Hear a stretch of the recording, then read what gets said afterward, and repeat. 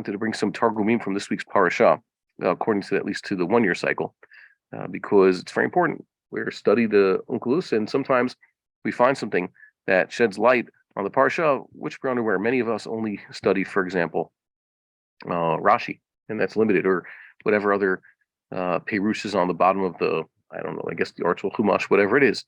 So it's good to study the primary sources. Onkelos says regarding the Hu Na'ar, it says Joseph was a lad, Hu Na'ar.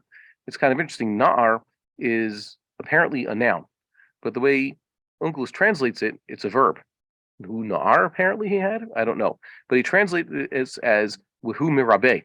Mirabe means he was growing up, and therefore in context it means he was growing up the children of Bilhah and Zilpah, his father's wives. That is, Joseph was closer. Pshat is, Joseph was closer to those 4 brothers than he was to the sons of Leah. Okay, that's Pshat. There are other Pshats given. I'm just saying what Onkelos says.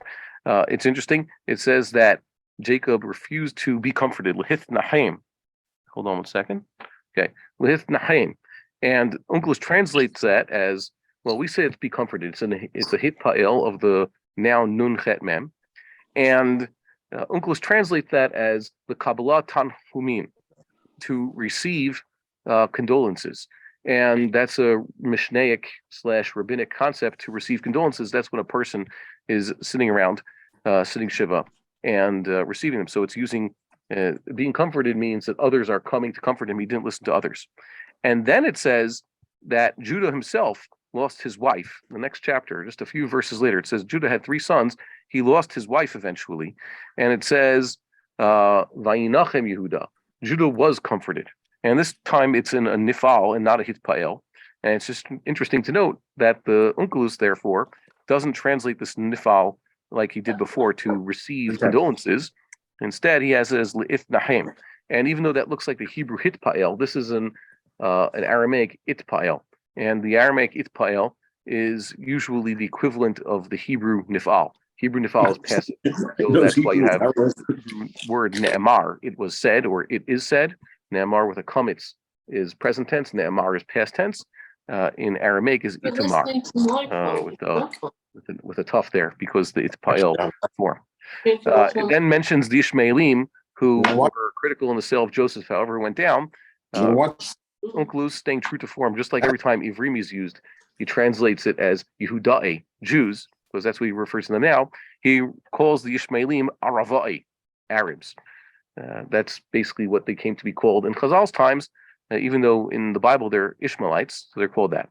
And the Midyanim, as opposed to the Midyanim, says there were Ishmaelites and Midyanim around, and then in the end of the chapter it says the Midyanim sold Joseph to Egypt.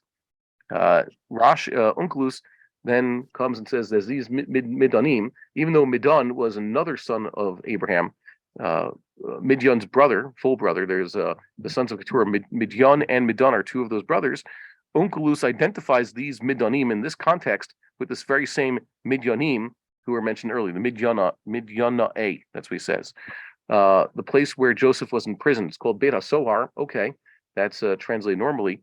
And then it says that the baker and the butler, if we can translate Sar Mashkim and Sar Ofim as that, they were placed in Mishmar. It means under the watch, and the translation there is Matara. Interestingly enough, it says when Jeremiah was in prison, he was put in Chatzar HaMatara. Matara is from the Shorish Nun Tet Reish, which is a synonym for watch. It's synonymous with the Shorish Shin Mem Reish, but it's a more of an Aramaic form, or used in poetic situations. Nowadays, Matara is used as a target or a goal, because that's what people are watching for. So you see here the Mishmar was used. It says that he, like I said, Jeremiah was stuck in the Chatzar Matara. We would like to encourage our viewers to share these videos with friends and send in your responses. If you would like to obtain Birkon Nusach Eretz Yisrael or invite the rabbi for a speaking engagement, please email us at office@machonshilo.org.